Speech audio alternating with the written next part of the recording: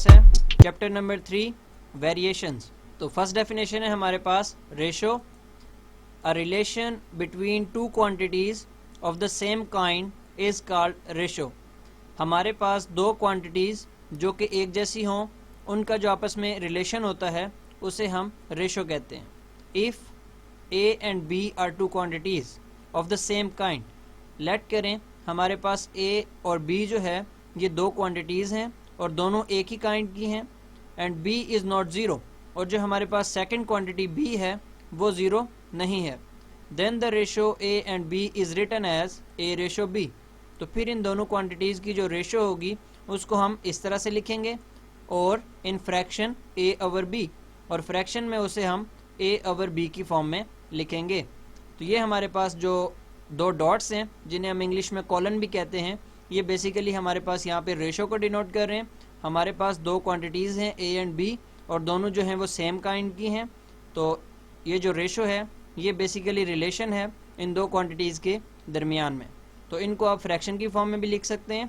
आपने जो first quantity है पहले उसको लिखना है, फिर उसके बाद आपने बार लगानी है, एंड उसके बाद फिर आप सेकंड क्वांटिटी को लिखेंगे। नेक्स्ट डेफिनेशन है आपके पास proportion. A proportion is a statement which is expressed as an equivalence of two ratio. तो प्रोपोर्शन हमारे पास एक स्टेटमेंट होती है, एक जुमला होता है कि जो एक्सप्रेस करता है इक्विवेलेंस को, बराबरी को, ऑफ टू रेशोज़, दो रेशोज़ की। तो दो रेशोज़ की बराबरी को एक्सप्रेस करने के लिए जो जुमला हम लिखते हैं उसे प्रोपोर्शन कहते हैं। If two ratio a ratio b and c ratio d are equal, अगर हमारे पास दो रेशोज़ दी गई हैं एंड दोनों रेशोज़ हमारे पास इक्वल हैं, then we can write a ratio b is equal to c ratio d. तो फिर हम लिख सकते हैं कि ए रेशो बी इक्वल है सी रेशो डी के, एंड ये हमारे पास जो कंप्लीट स्टेटमेंट बनेगी इसे हम प्रोपोर्शन कहते हैं।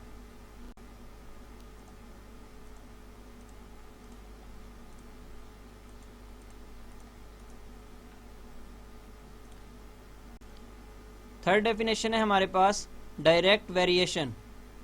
If two quantities are related in such a way that one quantity increases the other will also increase.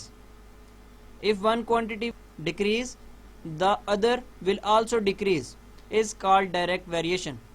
तो हमारे पास इसको इस तरह से रिप्रेजेंट करेंगे। तो ये हमारे पास प्रोपोर्शनैलिटी का सिंबल है। तो हम लिख सकते हैं हमारे पास y जो है वो डायरेक्टली प्रोपोर्शनल है x के, एंड डायरेक्ट वेरिएशन बेसिकली ऐसी वेरिएशन होती है कि जिसमें दो क्वांटिटीज़ हमारे पास इस तरह से रिलेट करती हैं, जिसमें अगर एक क्वांटिटी इंक्रीज़ करेगी तो सेकंड क्वांटिटी भी इंक्रीज़ करेगी, एंड अगर एक क्वांटिटी हमारे पास डिक्रीज़ करेगी तो सेकंड क्वांटिटी भी डिक्रीज़ करेगी। ऐसी वेरिएशन को डायरेक्ट वेरिएशन कहा जाता है। नेक्स्ट हमारे पास है inverse variation. If two quantities are related in such a way that when one quantity increases the other decreases is called inverse variation. तो इस तरह से हम इनवर्स वेरिएशन को शो करते हैं। हम लिख सकते हैं y हमारे पास इनवर्सली प्रोपोर्शनल है 1/x के। दिस मीन्स दैट कि हमारे पास दो क्वांटिटीज़ आपस में इस तरह से रिलेटेड हों कि जब एक क्वांटिटी इंक्रीज़ करे तो दूसरी डिक्रीज़ करे, और अगर एक डिक्रीज़ करे तो दूसरी इंक्रीज़ करे। इनको आप इस तरह से भी शो कर सकते हैं, एक क्वांटिटी इंक्रीज़ कर रही है जबकि दूसरी क्वांटिटी डिक्रीज़ कर रही है, या फिर अगर एक डिक्रीज़ कर रही है तो दूसरी क्वांटिटी इंक्रीज़ कर रही है। तो ये आपके पास इनवर्स वेरिएशन है। जैसे कि हमारे पास एक एग्जांपल है डायरेक्ट वेरिएशन की कि जितनी ज़्यादा धूप होगी उतनी ज़्यादा आपको गर्मी लगेगी, या फिर जितनी कम धूप होगी उतनी आपको कम गर्मी लगेगी। तो ये हमारे पास एक डायरेक्ट वेरिएशन की शॉर्ट सी एग्जांपल है। जबकि इनवर्स वेरिएशन में अगर आप देखें तो जितना ज़्यादा आप खाना खाएंगे उतनी आपकी भूख कम होती जाएगी, या जितना ज़्यादा आप सफ़र करेंगे उतना आपकी एनर्जी डाउन होती जाएगी, या जितना आप तेज़ चलेंगे उतना फासला कम होता जाएगा। तो ये इस तरह से आप इनकी एग्जांपल्स भी कर सकते हैं डायरेक्ट एंड इनवर्स वेरिएशंस की। नेक्स्ट हमारे पास है definition number 5, joint variation. A combination of direct and inverse variation of one और more than one variation forms a joint variation. तो हमारे पास डायरेक्ट और इनवर्स वेरिएशन को आपस में मिला के कंबाइन करके हम जो वेरिएशन बनाते हैं उसे जॉइंट वेरिएशन कहते हैं। तो हमारे पास direct variation and inverse variation, इन दोनों को जब हम कंबाइन करके एक वेरिएशन बनाते हैं तो ऐसी वेरिएशन को जॉइंट वेरिएशन कहा जाता है। एंड जब हम ये प्रोपोर्शनैलिटी का साइन ख़त्म करते हैं तो यहाँ पे इज इक्वल टू लगाते हैं और एक कांस्टेंट के जो है उसको भी पुट कर देते हैं, और ये हमारे पास जो प्रोपोर्शनैलिटी का साइन है वो ख़त्म हो जाता है। नेक्स्ट हमारे पास हैं कुछ थ्योरम्स। तो पहला थ्योरम हमारे पास है थ्योरम ऑफ इन्वर्टेंडो। तो इन्वर्टेंडो थ्योरम हमारे पास क्या है, if A over B is equal to C over d. तो अगर हमारे पास दो फ्रैक्शंस दी गई हैं एंड दोनों फ्रैक्शंस आपस में इक्वल हैं तो इस पे जब हम इन्वर्टेंडो थ्योरम लगाएंगे तो इन्वर्टेंडो थ्योरम बेसिकली क्या होता है हमारे पास कि जो नीचे वाली वैल्यू है उसे हम ऊपर भेज देंगे एंड जो ऊपर वाली वैल्यू है उसे हम नीचे भेज देंगे, हम रेसिप्रोकल कर लेंगे। तो ए ओवर बी जो है वो बी ओवर ए हो जाएगा एंड सी ओवर डी जो है वो डी ओवर सी हो जाएगा। तो यहाँ पे हमने इन्वर्टेंडो, ये इन्वर्स से ये लफ्ज़ निकला है तो ये इन्वर्टेंडो थ्योरम आपने अप्लाई कर लिया। नेक्स्ट आपके पास है अल्टरनेंडो थ्योरम। तो अल्टरनेंडो थ्योरम में भी पहली कंडीशन सेम है कि आपके पास ऐसी फ्रैक्शंस हो जो आपस में इक्वल हैं। तो उसके बाद आप अल्टरनेंडो थ्योरम कैसे लगाएंगे, आप जो डायगोनल्स हैं इनको आपस में चेंज कर देंगे। तो ये ए एंड डी जो है आप इन दोनों को चेंज कर लें, या फिर बी एंड सी जो है इन दोनों को भी आप चेंज कर सकते हैं। तो जैसे यहाँ पे बी एंड सी को चेंज किया गया है तो ए जो है वो सेम एज इट इज़ रहेगा, डी भी अपनी जगह पे सेम एज इट इज़ रहेगा, जबकि सी जो है वो बी की जगह पे आ जाएगा एंड बी जो है वो सी की जगह पे चला जाएगा। तो ये आपके पास यहाँ पे अल्टरनेंडो थ्योरम लगाया गया है। तो डायगोनल्स को जब आप इंटरचेंज करते हैं तो इसे अल्टरनेंडो थ्योरम कहते हैं, जब आप रेसिप्रोकल कर लेते हैं वैल्यूज़ का इसे इन्वर्टेंडो थ्योरम कहते हैं। नेक्स्ट हमारे पास है थ्योरम ऑफ कंपोनेंडो। तो कंपोनेंडो थ्योरम क्या होता है हमारे पास, if A over B is equal to C over D then, तो हमारे पास ये जो नीचे वाली वैल्यू है b इसको हमने ऐड कर देना है एंड यहाँ पे राइट साइड पे भी हमारे पास ये जो नीचे वाली वैल्यू d है इसको हमने ऊपर ऐड कर देना है। तो ये आपके पास कंपोनेंडो थ्योरम है कि आपने नीचे वाली वैल्यू को ऊपर ऐड कर देना है।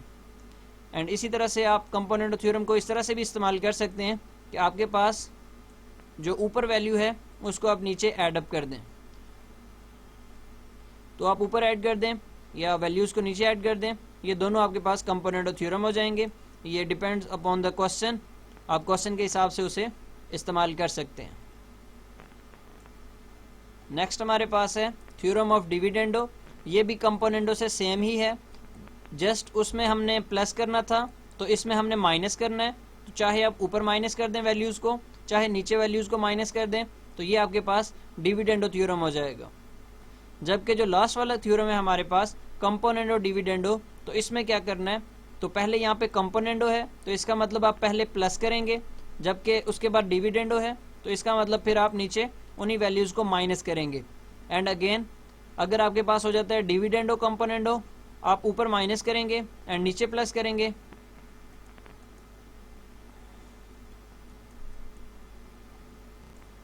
तो ये कुछ थ्योरम्स थे एंड यहाँ पे आपका जो चैप्टर नंबर 3 है वो ख़त्म हो जाता है। Chapter number 4 partial fractions. तो फर्स्ट डेफिनेशन है हमारे पास fraction, the quotient of two numbers और algebraic expression is called fraction. हमारे पास दो नंबर्स को जब हम कोशेंट की फॉर्म में लिखते हैं या अलजेब्रिक एक्सप्रेशंस को जब हम कोशेंट की फॉर्म में लिखते हैं तो उसे हम फ्रैक्शन कहते हैं। कोशेंट हमारे पास एक बार होती है एंड हमारे पास जो फर्स्ट नंबर है हम उसको ऊपर लिखते हैं जिसे हम न्यूमरेटर भी कह सकते हैं, एंड जो सेकंड नंबर है हमारे पास उसको हम उस बार के नीचे लिखते हैं एंड इसे हम डिनोमिनेटर भी कहते हैं। एंड इसी तरह से अलजेब्रिक एक्सप्रेशंस को भी अगर हम एक जो अलजेब्रिक एक्सप्रेशन है उसे हम ऊपर लिखते हैं एंड एक अलजेब्रिक एक्सप्रेशन को नीचे डिनोमिनेटर में लिखें एंड दरम्यान में हमारे पास ये कोशेंट, ये जो बार है इसे लगाएं, तो ये कंप्लीट जो है हमारे पास ये फ्रैक्शन कहलाएगी, जिसमें ऊपर वाला हमारे पास डिविडेंड है एंड नीचे वाला जो है ये डिवाइज़र है। सेकंड डेफिनेशन है हमारे पास rational fraction, an expression of the form nx over dx where dx is not equal to 0 and nx and dx are polynomials in x with real coefficients is called a rational fraction। तो ये rational fraction की definition है। तो ऐसी expression कि जो कि nx over dx की फॉर्म में हो एंड nx और dx दोनों हमारे पास पोलिनोमियल्स होने चाहिए। मीन टू से पोलिनोमियल हमारे पास क्या होते हैं, ऐसे अलजेब्रिक एक्सप्रेशन कि जिनकी पावर जो है वो होल नंबर में से बिलोंग करती हो। तो अगर हमारे पास ऊपर हमारे पास जो न्यूमिनेटर है वो भी एक पोलिनोमियल हो एंड इसी तरह से नीचे जो डिनोमिनेटर है वो भी हमारे पास अगर एक पोलिनोमियल हो और नीचे वाली वैल्यू ज़ीरो ना हो, तो ऐसी फ्रैक्शन को हम रैशनल फ्रैक्शन कहते हैं। एंड हमारे पास ये जो पोलिनोमियल्स होंगे ये x की टर्म्स में होंगे एंड हमारे पास जो कोफिशिएंट्स होंगे वो रियल होंगे। मींस हमारे पास जो इक्वेशंस में नंबर्स यूज़ किए जाएंगे, जो कोफिशिएंट्स हैं वो रियल होंगे। Is called rational fraction. For example ये हमारे पास एक रैशनल फ्रैक्शन है, इसमें जो ऊपर x दिया गया है वो एक पोलिनोमियल है x की टर्म्स में एंड इसी तरह से नीचे जो डिनोमिनेटर दिया गया है वो भी हमारे पास एक पोलिनोमियल है x की टर्म्स में। तो हमारे पास ये जो कंप्लीट फ्रैक्शन है इसे हम रैशनल फ्रैक्शन कहेंगे। नेक्स्ट हमारे पास डेफिनेशन नंबर 3 है proper fraction. A rational fraction nx over dx where dx is not equal to 0 is called a proper rational fraction। तो हमारे पास सबसे पहले फ्रैक्शन का रैशनल होना ज़रूरी है। तो हमारे पास कोई भी रैशनल फ्रैक्शन जिसमें dx 0 के इक्वल नहीं है प्रॉपर रैशनल फ्रैक्शन कहलाएगी इफ़ अगर degree of the polynomial nx in the numerator is less than the degree of the polynomial dx in the denominator. हमारे पास जो पोलिनोमियल न्यूमिनेटर में दिया गया है उसकी जो डिग्री है वो लेस होनी चाहिए, कम होनी चाहिए जो पोलिनोमियल हमारे पास डिनोमिनेटर में दिया गया है उसकी डिग्री से। फॉर एग्जांपल मिसाल के तौर पर हमारे पास ये एक पोलिनोमियल है nx जो कि न्यूमिनेटर में है एंड इसी तरह से ये हमारे पास एक पोलिनोमियल है जो कि डिनोमिनेटर में x की फॉर्म में गिवन है। तो यहाँ पे हमारे पास जो पोलिनोमियल न्यूमिनेटर में गिवन है इसकी मैक्सिमम पावर 1 है एंड जो पोलिनोमियल हमारे पास नीचे डिनोमिनेटर में गिवन है इसमें x की मैक्सिमम पावर 2 है। तो डिनोमिनेटर वाले पोलिनोमियल की पावर ज़्यादा है, न्यूमिनेटर वाले पोलिनोमियल की पावर कम है। तो ऐसी फ्रैक्शन को हम प्रॉपर फ्रैक्शन कहते हैं। आम नंबर्स की फॉर्म में आप इस तरह से भी कह सकते हैं कि हमारे पास अगर ऊपर वाली वैल्यू छोटी है एंड नीचे वाली वैल्यू बड़ी है तो ऐसी फ्रैक्शन हमारे पास प्रॉपर फ्रैक्शन कहलाएगी। नेक्स्ट हमारे पास है improper fraction. A rational fraction nx over dx where dx is not equal to 0 is called an improper fraction। तो ऐसी रैशनल फ्रैक्शन हमारे पास इम्प्रॉपर फ्रैक्शन कहलाएगी जिसके अंदर degree of polynomial nx in the numerator is greater और equal to the degree of the polynomial dx in the denominator. तो हमारे पास ऐसी फ्रैक्शन जिसमें जो डिग्री है न्यूमिनेटर वाले पोलिनोमियल की वो ग्रेटर हो या इक्वल हो उस पोलिनोमियल की डिग्री के जो कि डिनोमिनेटर में दिया गया है। मिसाल के तौर पर हमारे पास ये एक फ्रैक्शन है एंड ये फ्रैक्शन रैशनल फ्रैक्शन है क्योंकि इसमें हमारे पास न्यूमिनेटर में जो वैल्यू है वो भी हमारे पास एक पोलिनोमियल है एंड जो डिनोमिनेटर में हमारे पास वैल्यू है वो भी हमारे पास एक पोलिनोमियल है। तो इस वजह से ये फ्रैक्शन जो है ये रैशनल फ्रैक्शन है। इम्प्रॉपर ये इस वजह से है क्योंकि न्यूमिनेटर में जो पोलिनोमियल है उसकी हमारे पास मैक्सिमम पावर 2 है जबकि डिनोमिनेटर में हमारे पास जो पोलिनोमियल है उसमें x की मैक्सिमम पावर 1 है।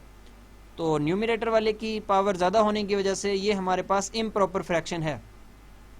आम अल्फाज में आप इस तरह से भी कह सकते हैं नंबर्स की फॉर्म में, अगर हमारे पास दो नंबर्स हैं 4 और 4 सेम हैं या फिर हमारे पास ऊपर वाली जो वैल्यू है वो बड़ी है एंड नीचे जो वैल्यू है वो छोटी है, तो ऐसी फ्रैक्शंस हमारे पास इम्प्रॉपर फ्रैक्शंस होंगी जिनमें नंबर सेम हो या न्यूमिनेटर वाली वैल्यू बड़ी हो।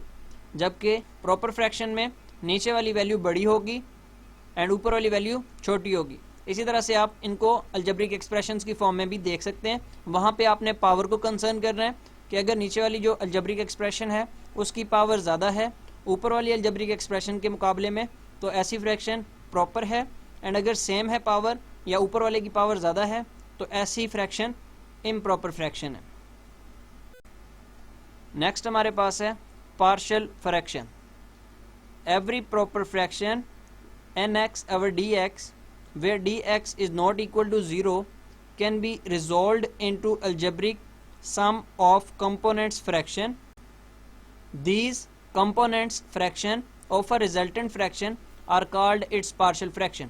तो हमारे पास कोई भी प्रॉपर फ्रैक्शन अगर दी हो तो उसको हम रिजॉल्व कर सकते हैं कंपोनेंट फ्रैक्शन के अलजेब्रिक सम की फॉर्म में। तो हमारे पास रिजल्टेंट फ्रैक्शन की जो कंपोनेंट्स फ्रैक्शंस होंगी वो हमारे पास पार्शियल फ्रैक्शंस होंगी। तो हमारे पास कोई भी अगर रिजल्टेंट फ्रैक्शन गिवन है हम उस एक फ्रैक्शन को ब्रेक करके छोटे छोटे कंपोनेंट्स फ्रैक्शंस की फॉर्म में लिख सकते हैं एंड वो जो कंपोनेंट्स फ्रैक्शंस होंगी वो हमारे पास बेसिकली पार्शियल फ्रैक्शंस कहलाएंगी। लास्ट डेफिनेशन है हमारे पास चैप्टर नंबर 4 की, identity. The equation that remains true for all values of variable is called identity. तो हमारे पास ऐसी इक्वेशन आइडेंटिटी कहलाती है कि जो ट्रू हो तमाम वैल्यूज़ के लिए। तो हमारे पास इक्वेशन में जो भी वेरिएबल इस्तेमाल हुआ है उसकी तमाम वैल्यूज़ के लिए इक्वेशन ट्रू रहे, तो ऐसी इक्वेशन हमारे पास आइडेंटिटी इक्वेशन कहलाती है। तो अगर आप देखें इस इक्वेशन में x की जगह पे अगर आप 1 को सब्स्टिट्यूट करें तो आपके पास जो आंसर आएगा बोथ साइड का वो सेम होगा। तो यहाँ पे अगर आप 1 सब्स्टिट्यूट करते हैं तो 1 + 1 2 हो जाएगा एंड 2 × 2 तो ये 4 हो जाएगा। इसी तरह से यहाँ पे भी 2 × 1 2 हो जाएगा एंड 2 + 2 तो 4 हो जाएगा। तो ये हमारे पास प्रूव हो गया कि both sides are equal. Let's say हम x की जगह पे 2 को पुट करते हैं, तो अगर हम यहाँ पे 2 पुट करें तो 2 + 1 3 एंड 3 × 2 6 हो जाएगा। इसी तरह से यहाँ पे भी 2 को पुट करें 2 × 2 = 4 एंड 4 + 2 6 हो जाएगा।